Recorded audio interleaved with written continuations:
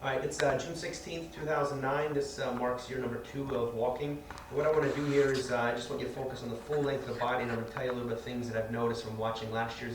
I actually recorded this video before, watched it, and I compared it to last year's video, and these are some of the changes or the similarities that I've noticed between the two. The first thing you're going to see, I'm going to let you know is that when I watched the video, I didn't really see any differences.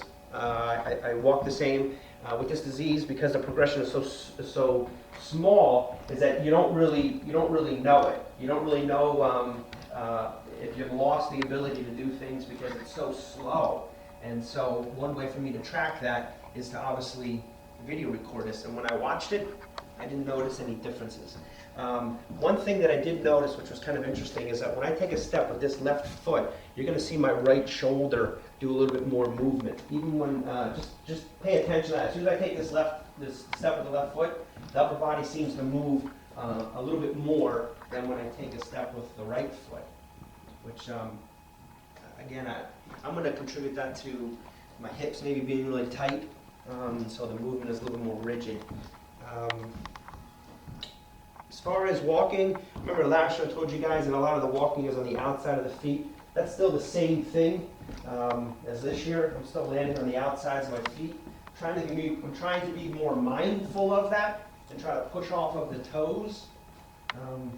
But it's kind of difficult when the muscles are atrophied and it's kind of difficult to control that. So again, I just try to think about pushing through the heel, pushing off of the toes, and landing completely on the ground.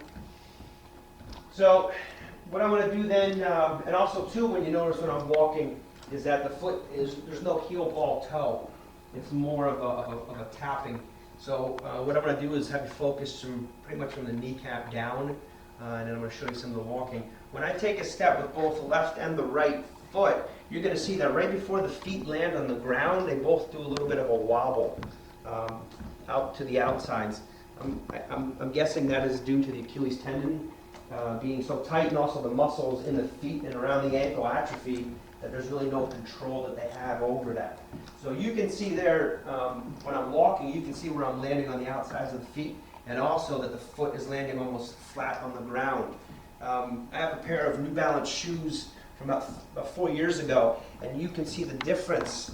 I can see the difference in the walking by, I'll show you in the later video the difference between the two shoes, where you can tell when you're stepping off of your toes, there's going to be more of a crease in the toe marking of your shoe, and in these shoes here, they're not, which tells me that I'm not really getting a whole lot of lift and pushing off of the toes. It's more like a flat walk.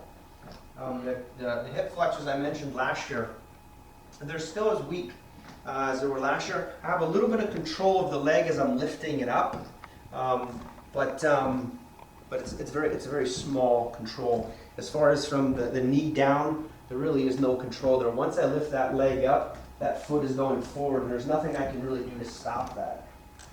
So I'm going to take one more walk down and kind of just summarize basically everything I was talking about. You're going to see that I'm still landing on the outsides of the foot. The foot is still landing flat on the ground, and there's a little bit of a wobble out to the sides right before the foot lands. This pretty much is basically the same walking that I had 14 months ago. So I must be doing the right thing if I haven't seen any progression towards getting weaker. So that's basically year 2 of walking. So good luck to you.